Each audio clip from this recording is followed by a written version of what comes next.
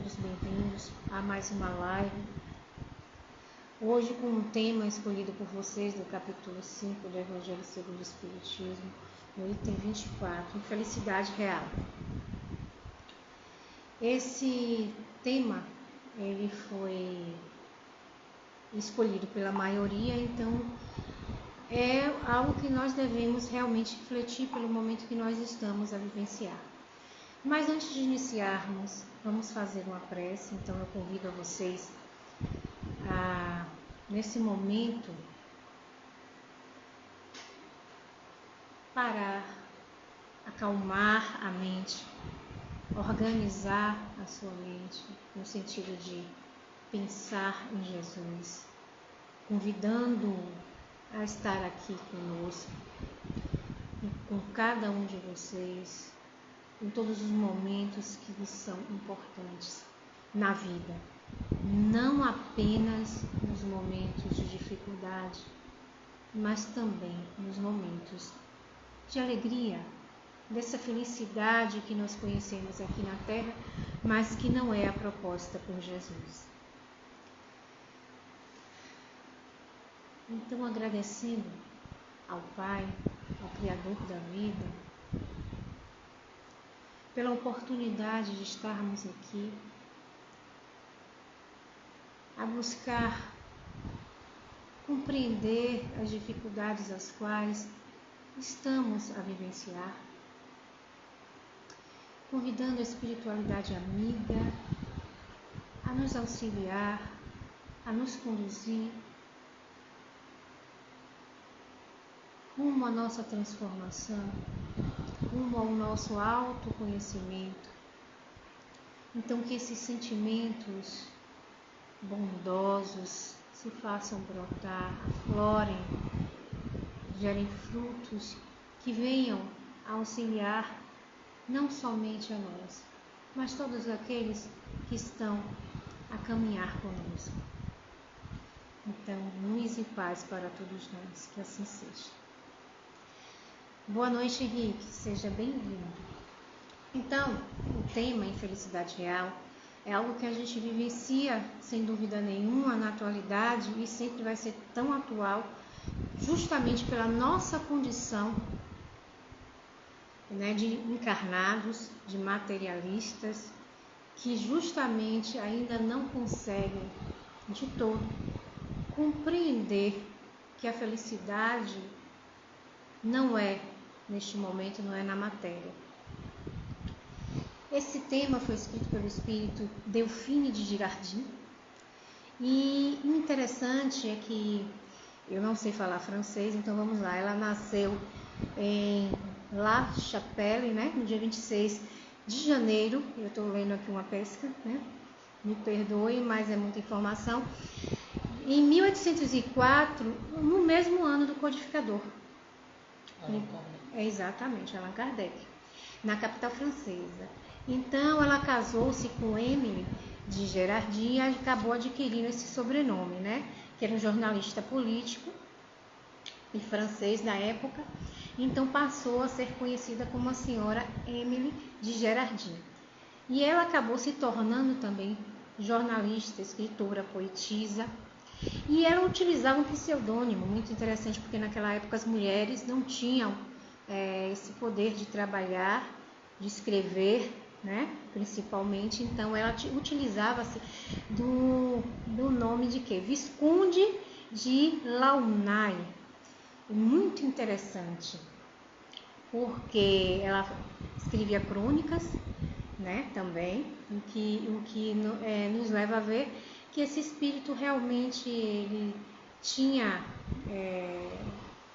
já veio com um certo conhecimento preparado para o que ela ia enfrentar, porque ela era uma médium intuitiva. Ela publicou muitas coisas. E é interessante que a gente venha a também pesquisar a respeito desses espíritos, né, que constam ali nos livros, principalmente no Evangelho segundo o Espírito, para a gente conhecer aquele que está ali passando uma mensagem para nós, até porque é interessante. Ela escreveu apenas essa mensagem no Evangelho, né, mas é uma mensagem que é tão atual como todas as outras o são. Então, o primeiro contato dela com as mesas, ela logo se convenceu e conheceu o professor Rivail, então, que veio a se tornar Allan Kardec, justamente nesses eventos. Ela era amiga pessoal do poeta Victor Hugo, e ele, por sua vez, ele não acreditava nas mesas girantes. Na verdade, ele nem tinha sequer esse conhecimento na época, porque nessa época os escritores, jornalistas, eles foram todos exilados, foram tirados da França. E ela, que já estava com problema de saúde, conhecendo o Espiritismo, foi, em busca, porque também estava sofrendo suas provações, quis auxiliar esses irmãos. Então, ela foi até essa família, a família de Victor Hugo, e chegou lá e apresentou, falou sobre as mesas girantes, que ele desacreditou, e depois de 5 tentativas, houve uma comunicação.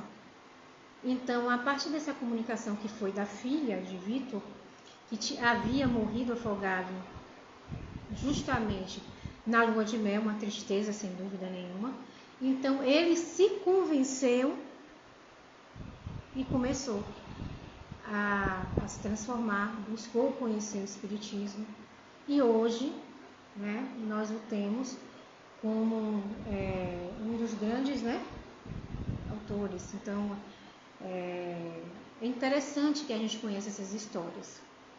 Então vamos lá, Gui vai ler o início aqui do nosso item 24, para a gente que venha conversar justamente sobre esse olhar de Gerardine, porque ela simplesmente falou com tanta propriedade e nos apresentou justamente algo que cada um de nós vivenciamos diariamente. Interessante, que ela morreu, acho que foi aqui o quê? Aqui, deixa eu ver, só um instante.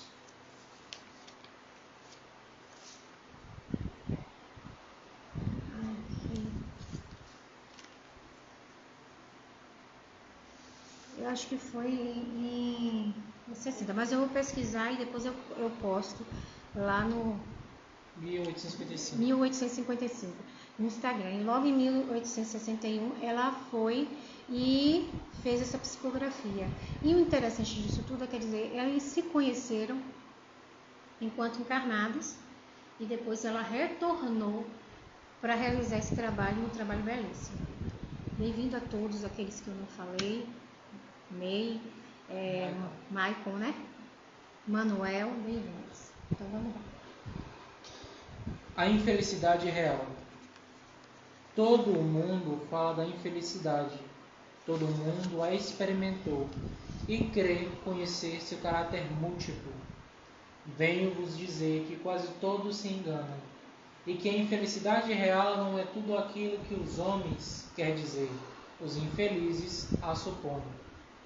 Eles a veem na miséria, no fogão sem lume, no credor ameaçador, no berço vazio do anjo que sorria, nas lágrimas, no féretro que se acompanha de cabeça descoberta e de coração partido, na angústia da traição, na nudez do orgulhoso que gostaria de se cobrir de púrpura e que esconde com dificuldade sua nudez sob os farrapos da vaidade.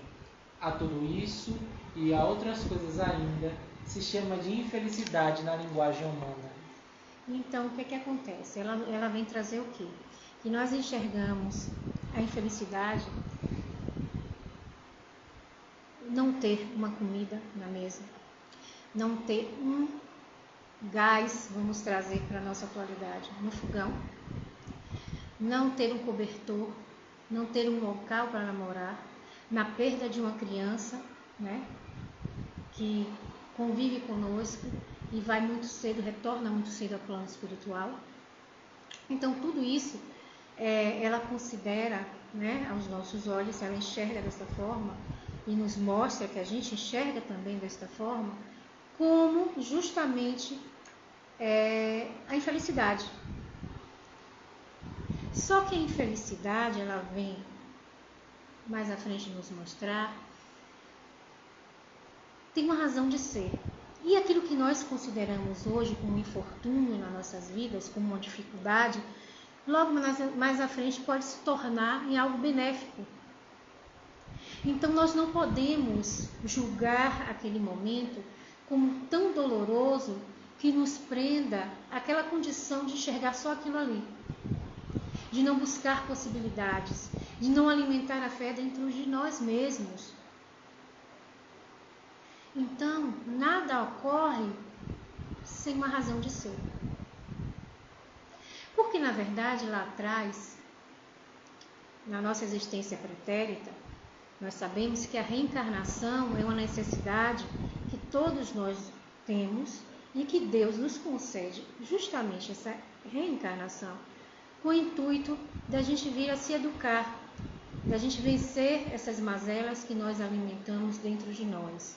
Então, se eu, numa vida pretérita, uma existência, melhor dizendo, eu passei por determinada situação, eu causei um mal a alguém, eu, tendo desencarnado, vivenciado as minhas dores, compreendido, adquirido a consciência, quero, retornar com o intuito de me melhorar. Ou seja, de vencer aquela dificuldade, de ressarcir, de pagar aquela que eu então acredito ser uma dívida. Então, o que é que eu faço? Eu proponho vivenciar determinadas situações que se assemelham ao que eu causei ao outro, ou então, por uma lição, uma forma de aprendizado, eu queira realmente vivenciar essa situação. Então eu venho aqui e passo por minhas dificuldades. Quando nós chegamos aqui, sabemos que o véu do esquecimento nos impede de enxergar muitas vezes, e graças a Deus, porque a gente não sabe até onde nos equivocamos, ele nos auxilia, de certa forma, numa nova tentativa de refazimento, de correção, de transformação íntima de cada um de nós. Então, muitas vezes nós vivenciamos justamente aquilo que nos machuca mais. E nós não compreendemos. Então, a dor se torna insuportável para nós. Porque justamente, Henrique está fazendo aqui uma pergunta. Então, nossa infelicidade é um castigo da ação da vida passada? Não necessariamente. Muitas vezes é uma escolha. É isso que eu estou querendo passar. Na verdade, nós podemos sim escolher as nossas provações. E se a espiritualidade compreender que nós temos a condição de alcançar, de vencer aquilo, claro, senão a gente vai o quê? Fazer o que nós podemos. Mas o que acontece quando a gente chega aqui, Henrique? Nós esquecemos daquilo com que nos comprometemos.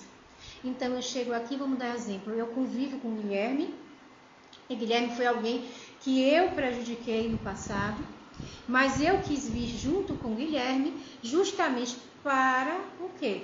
Para trabalhar esse sentimento, ressarcir tudo que eu fiz contra ele e reiniciar uma união voltada ao amor, voltada ao bem, o perdão. Porque a conquista, E o conceito de castigo é equivocado nessa situação. Porque castigo remete a uma punição imposta por alguém a determinada pessoa ou coisa. Neste caso, no estudo que o Espiritismo oferece, ele mostra que nós somos responsáveis por toda a infelicidade que passamos. Exatamente. Seja por causas passadas, seja por causas atuais. Tudo o que nos chega, nós temos a parcela de responsabilidade e não culpa. Isso. Culpa, castigo e outras palavras pejorativas que remetem ao sentimento que nós nos aprisionamos têm que ser deixadas de lado para que nós possamos mudar a nossa mentalidade e prosseguir assim na caminhada evolutiva. E isso é muito interessante, porque nós naturalmente cometemos equívocos. Então eu posso ter infligido a Guilherme uma dor tão profunda, ou ter acometido a ele, tirado a sua oportunidade de existir, ou seja, um assassinato ou algo do tipo, ou uma traição que ocasionou uma revolta e ele se suicidou, ele cometeu algo com outras pessoas ocasionado justamente numa ação a qual eu provoquei a princípio. Então, nós temos o quê? Consciência. Então, a consciência, o que é que ela nos conduz? A gente sabe o que é certo e o que é errado. Então, a culpa faz com que a gente alimente esse sentimento. E quando desencarnamos e voltamos ao plano espiritual, vamos direcionados justamente aonde? Ao umbral, que é um local onde muitos irmãos que ali pensam e sofrem pela mesma culpa, pelo mesmo sentimento, né, de equívoco, ali vivenciam, estão ali uns com os outros, se degladiando, alimentando as suas dores. Então, essa compreensão que nós temos, porque quando a gente chega no plano espiritual e passou pelo umbral, e a gente vai para uma coluna espiritual, exemplo, e lá nós vamos compreender o que aconteceu conosco, na verdade, e o que nós necessitamos fazer para corrigir aquilo. Nós naturalmente, pela nossa própria consciência, nós buscamos trabalhar para retornar, para justamente ressarcir. Porque ninguém, em sã consciência, quer fazer o mal. Ninguém é totalmente mal. Porque aquela pessoa que acredita-se ser tão mal, existe alguém ali que ela goste, que ela sinta alguma coisa, então ela não é totalmente mal. Alguma coisa e pode que ser remete, objeto exatamente, também, uma planta, isso. Então isso remete a esse fato, que é um fato muito interessante. Então, muitas vezes, quando nós participamos de uma mediúnica, ou mesmo quando nós lemos um livro espírita, a exemplo do Nosso Lar, tantos outros, que eu aconselho vocês a lerem, porque é importante para a gente ver, a compreender o que necessário é, através de exemplos, claro, que a gente faça para melhorar o nosso olhar, a nossa conduta aqui, nesta existência. Então, o que acontece? Nós mesmos escolhemos, nós mesmos nos direcionamos a viver essa prova. E nós, vivendo num planeta de provas e expiações, que se caminha para uma regeneração, nós necessitamos o quê? Vencer isso, trabalhar isso dentro de nós. Sempre. Então, se realizarmos algo ruim e não sentir culpado ou ressentimento, por que acontece? Porque Deus é justo. Exatamente. A justiça divina. Onde estão as leis de Deus? Na consciência. Então, mesmo que você faça algo errado, que a princípio você não se sinta culpado, em algum momento você se sentirá, quando a consciência despertar. Mas Deus é tão justo e tão bondoso que nos auxilia. Sempre coloca seres bondosos na nossa vida. Não só o anjo guardião, mas os nossos familiares, amigos.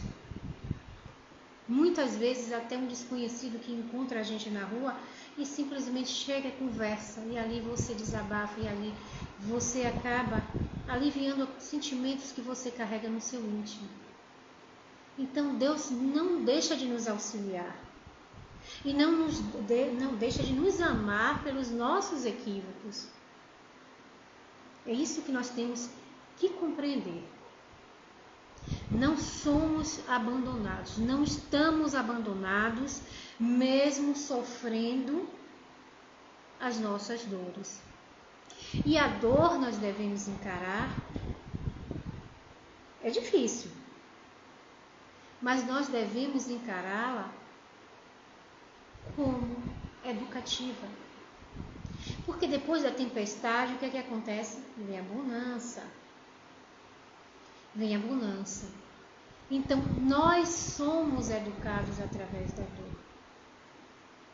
Sabe o que nos deixa feliz, o que me deixa feliz, falo por mim, Henrique, é a certeza de que eu irei vencer. Porque todos nós, sem exceção, estamos condicionados à vitória sobre nós mesmos. Porque quem é o nosso maior inimigo, senão nós mesmos? Porque quem prejudica mais a nós, senão nós mesmos? Então, quando nós passamos a enxergar, a olhar para nós com mais atenção, a gente vai trabalhando, sabe, esses sentimentos. Hoje nós somos pessoas, somos seres aqui, que estamos voltados a sofrer muito pelo nosso psicológico. Tudo nos afeta, porque nós somos imediatistas, nós enxergamos o agora, nós queremos tudo que a matéria pode nos oferecer, mas Jesus já nos disse, a felicidade não é deste mundo. E sendo nós uma cópia imperfeita do plano espiritual, porque lá tudo é perfeito, e nós que cultivamos as nossas sombras, que as alimentamos, então nós aqui é que precisamos trabalhar. E por que nós saímos do plano espiritual onde tudo é perfeito? Para vir para aqui, para o plano material, onde nem tudo é perfeito aos nossos olhos. Por quê? Pela necessidade de educação. Porque Deus nos criou simples e ignorantes para que alcancemos a perfeição. O que é a perfeição? É a condição, vamos dizer assim, de anjo. É um princípio. Por quê? Porque ele já compreende. O anjo é um ser que já venceu a si mesmo. Entende? Que já alimenta e vivencia o amor em toda a sua essência. E nós conhecemos o amor relativo, porque não compreendemos o amor que Deus ou que Jesus veio nos trazer, veio nos apresentar. Porque Jesus, ele veio nos apresentar o amor. Então aí adentra o Consolador prometido, a doutrina espírita, que vem nos mostrar, né, através da sua linguagem, da linguagem do codificador, que é Allan Kardec, através do Pentateuco, no Livro dos Espíritos. Se você não leu, aconselho você a ler, porque é interessante. Lá tem perguntas, né, que ele fez a esses espíritos. E esses espíritos responderam. E você vai ver que são perguntas que muitas vezes respondem aos nossos questionamentos. Então, o que é que ocorre?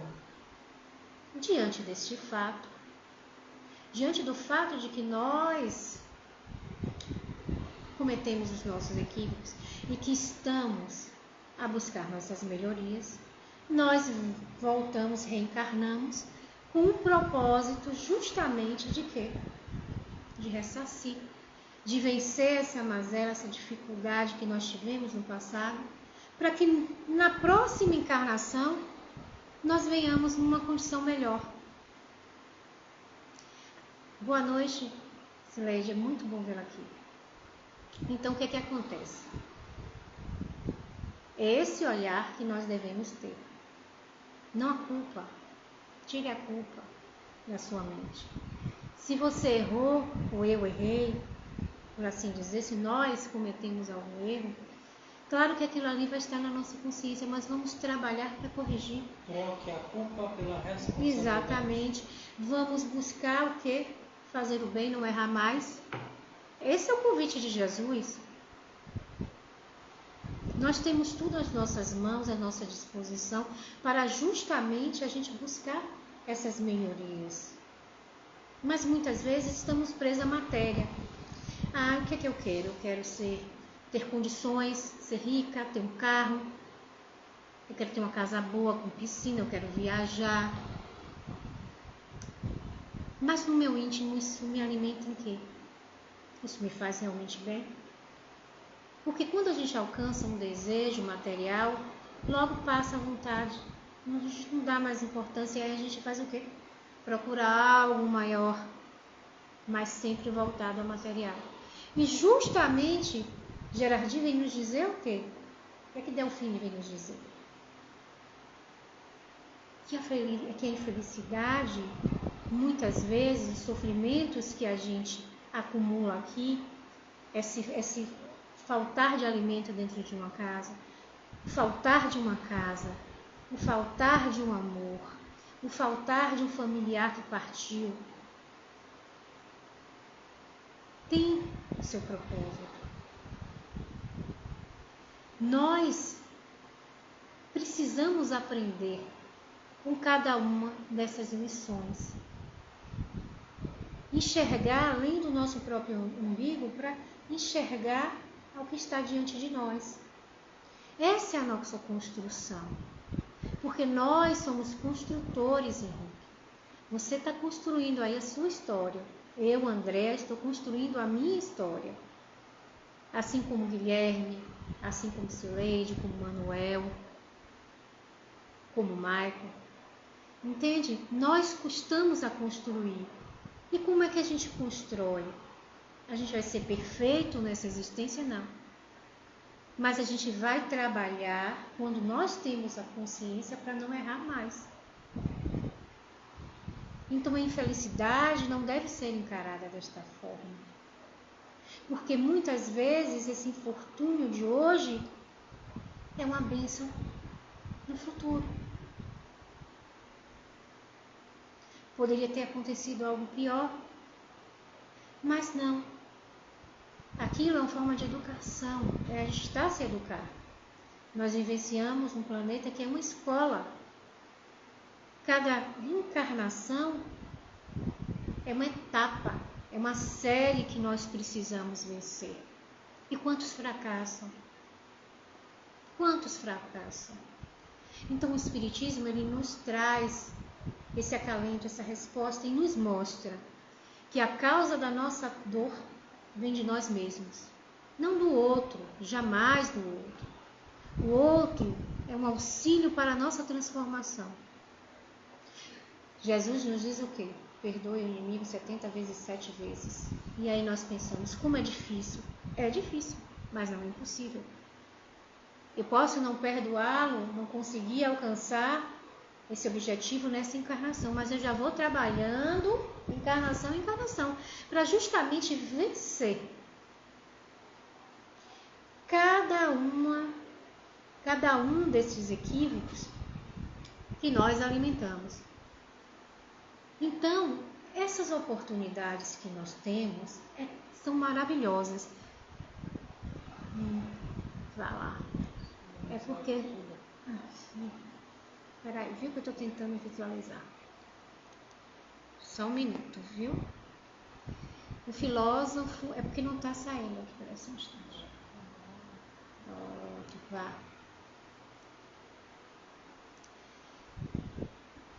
Filósofo Jean-Jacques Rousseau, né? Não sei se a pronúncia está certa. Disse: o homem nasce bom, mas a sociedade o corrompe. Nós estamos em um ambiente programado e nós mesmos corromper. Então, qual seria o propósito de estar no lugar oposto daquilo? Bom, começa. Bom, vamos por partes. Isso. Se nós formos tomar essa afirmativa como verdadeira, há alguns furos. Porque se o homem nasce bom, ele não pode ser corrompido. Isso. Se ele foi corrompido, ele não era bom em sua totalidade. Isso. E a benfeitora Joana de Ângeles nos mostra, um espírito voltado à psicologia, a questões íntimas, que para nós desenvolvermos, por exemplo, a paciência, nós precisamos de um ambiente que nos faça exercê-la.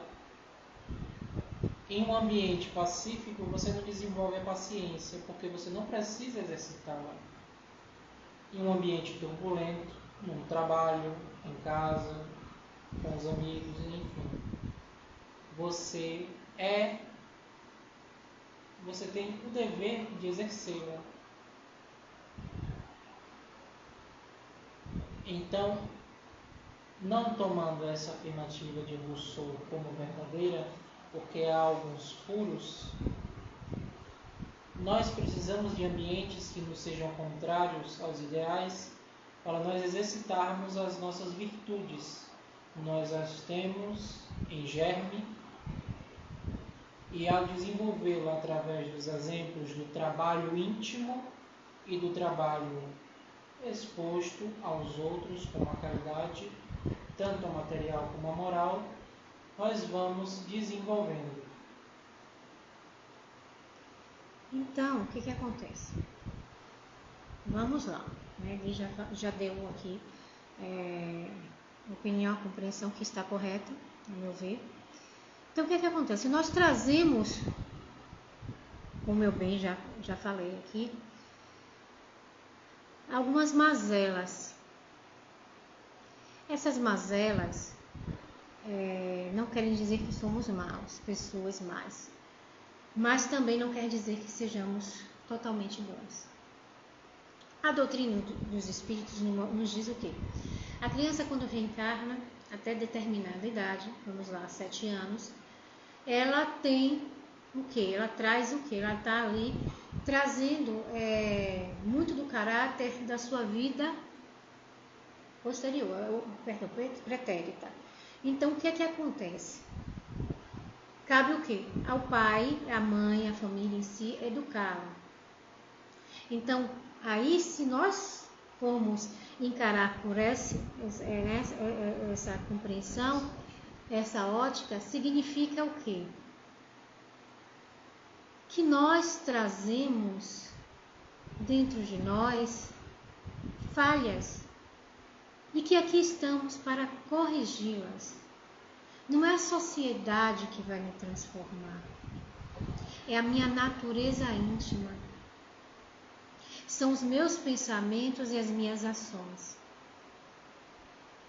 Porque se fosse a sociedade que nos corrompesse, não haveriam pessoas boas. Diante de tantas coisas que nós vemos aqui no Brasil e fora dele. Então, vamos refletir, porque é importante que a gente reflita. E vou lhe dizer uma coisa, quando você botou que nós buscamos, nós estamos aqui a buscar o melhor. Sempre o melhor. Mas o melhor que nós buscamos é com um olhar equivocado. Porque a matéria, né, os bens materiais, estamos nós aqui reencarnados, sendo matéria, nós queremos o quê? Que as facilidades do mundo podem nos oferecer.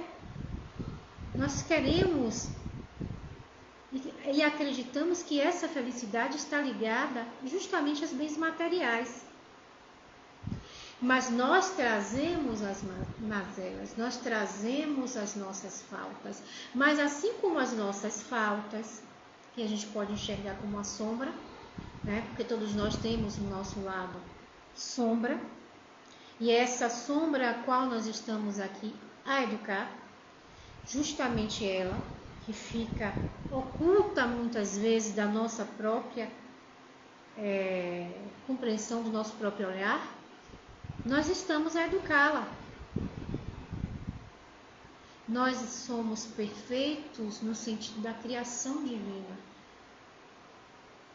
Mas volto a dizer, nascemos simples e ignorantes E estamos aqui a construir etapas em nossa vida de melhoramento.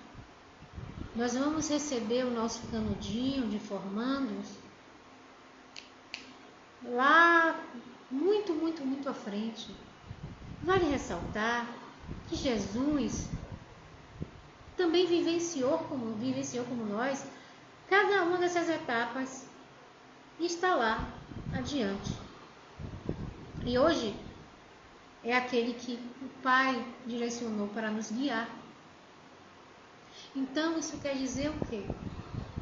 Que todos nós somos capazes de vencer e venceremos à medida que nós busquemos. Mas a gente não pode ficar sentadinho esperando que tudo caia sobre o nosso colo. Não é assim que a vida funciona. A vida funciona através dos nossos esforços em buscar esse melhoramento, em buscar nos conhecer. Aí entra o autoconhecimento, porque justamente o autoconhecimento nos permite ter esse olhar, enxergar, sem dúvida nenhuma, onde nós falhamos. E do mesmo jeito, como bem Guilherme falou, ele falou que tudo está dentro de nós. Vamos traduzir dessa forma, todos os sentimentos, os bons e ruins, nossa consciência.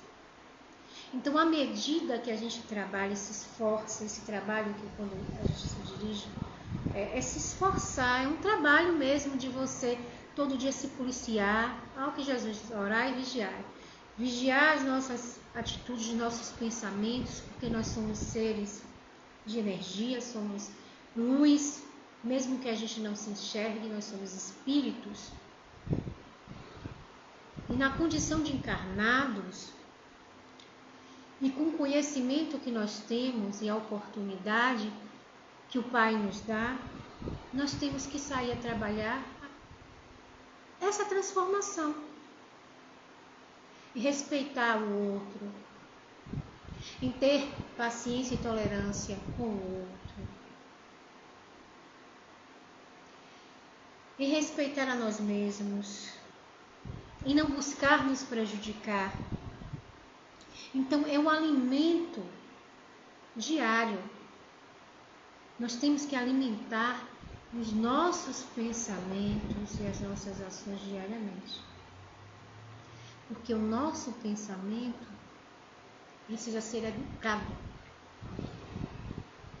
E como estudantes, aprendizes, aqui estamos todos, cercados de exemplos, sejam eles bons ou maus, ao qual eu, Andréa, farei uma escolha.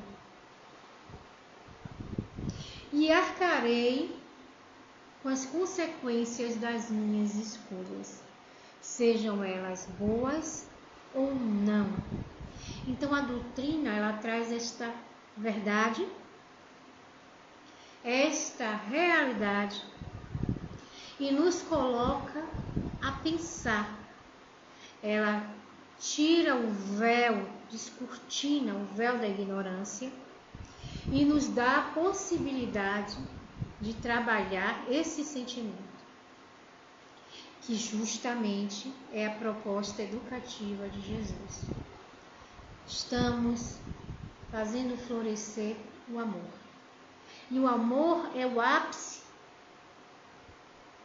do sentimento. Então, todas as virtudes, quando alcançadas, significa que vencemos, que alcançamos, né? Chegamos ao topo. Mas vamos parar? Nunca, Henrique.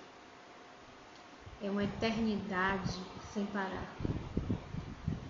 Contínua de trabalho, de transformação, porque aí nós estaremos aptos para o trabalho do Cristo. E aí, nesse momento, nós vamos retornar para auxiliar aqueles que, como nós, hoje estamos.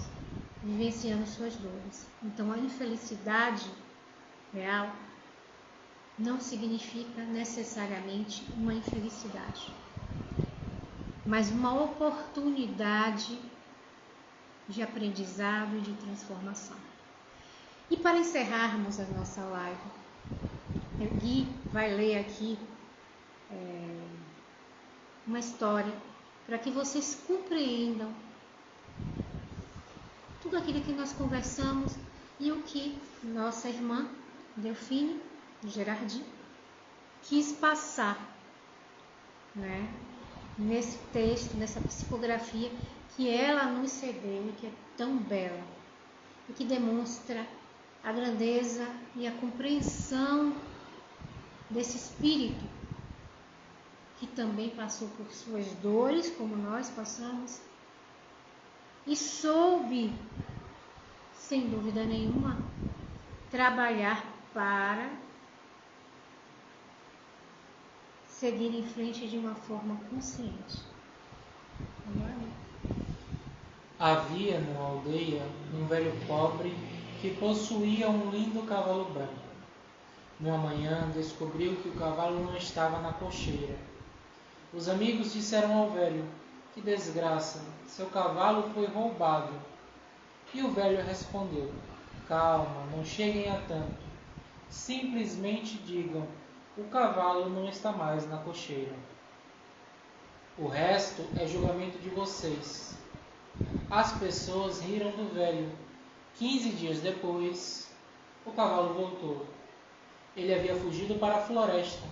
E não apenas isso, ele trouxera uma dúzia de cavalos selvagens consigo. Novamente as pessoas se reuniram e disseram: "Velho, você tinha razão. Não era mesmo uma desgraça, e sim uma bênção." E o velho disse: "Vocês estão se precipitando de novo. Quem pode dizer se é uma bênção ou não? Apenas digam que o cavalo está de volta." O velho tinha um único filho que começou a treinar os cavalos selvagens. Uma semana mais tarde, ele caiu de um dos cavalos e fraturou as pernas. As pessoas se reuniram e mais uma vez se puseram a julgar. "E não é que você tinha razão, velho? Foi uma desgraça. Seu único filho perder o uso das 2 pernas." E o velho disse: "Vocês estão obcecados por julgamentos. Não se adiantem tanto. Digam apenas que meu filho fraturou as pernas. Ninguém sabe ainda se isso é uma desgraça ou uma bênção." Depois de algumas semanas, o país entrou em guerra e todos os jovens da aldeia foram obrigados a se alistar, menos o filho do velho. E os que foram para a guerra morreram. Quem é obcecado por julgar cai sempre na armadilha de basear seu julgamento em pequenos fragmentos de informação, o que o levará a conclusões precipitadas. Nunca encerre uma questão de forma definitiva, pois quando um caminho termina, outro começa. Quando uma porta se fecha, outra se abre. Às vezes, vemos apenas a desgraça e não vemos a bênção que ela nos traz. Então, a gente deve parar e analisar as nossas ações, os nossos sentimentos, pensamentos. E entender que aquilo que nos chega porque nós temos condições de vencer e nós acreditamos que somos capazes. Então, nós somos capazes. Cada um de nós é capaz de vencer, seja o que for. E nós não precisamos nos culpar, como bem você iniciou na pergunta, Henrique, mas nós precisamos sim alimentar os sentimentos, enxergar a vida sob um novo prisma, um novo olhar. Então, que cultivemos esse sentimento. Grata estou, nós já vamos encerrando a live, pela presença de todos vocês, que possamos refletir, sem dúvida nenhuma, sobre essas lições. Aqueles que têm o Evangelho segundo o Espiritismo, que busquem ler, que busquem esse conhecimento. O Livro dos Espíritos, que tem tantas tantos questionamentos. A Henrique aqui agradecendo, quem agradece somos nós, que você possa participar de outras lives.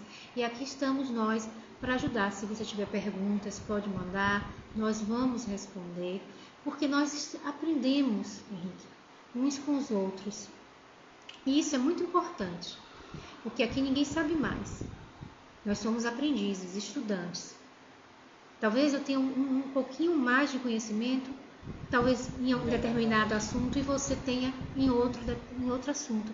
Então, a gente vai aprendendo e trocando esse conhecimento, e isso é que nos reforça a construir o nosso futuro, a construir quem somos, a alimentar o nosso espírito de maneira positiva, para que esse corpo ao qual, essa veste, né, carnal que nós utilizamos, porque são uma veste, uma vestimenta, o conteúdo mesmo está no, né, é o espírito, ele se eduque, se aprimore cada vez mais. Então vamos encerrar com a prece, porque tudo na nossa vida a gente tem que convidar a Deus e agradecer a Deus, a Jesus, aos bons espíritos, sem dúvida nenhuma, porque nós não estamos sós, jamais estaremos sós, e isso é um alento para as nossas existências. Pai, agradeço a Ti, aos bons espíritos, a Jesus, pelo conteúdo, pelo aprendizado desta noite, que possamos nos desprender do sono de cada um de nós, sermos direcionados ao plano espiritual, a uma colônia espiritual, a uma escola onde nós possamos aprender, fortalecer os nossos conhecimentos, alimentando o nosso espírito, realizando trabalhos em prol dos nossos irmãos. Que a luz do Teu amor alcance a toda a Tua criação. Gratidão, que assim seja. Gratidão a cada um de vocês e até a próxima live.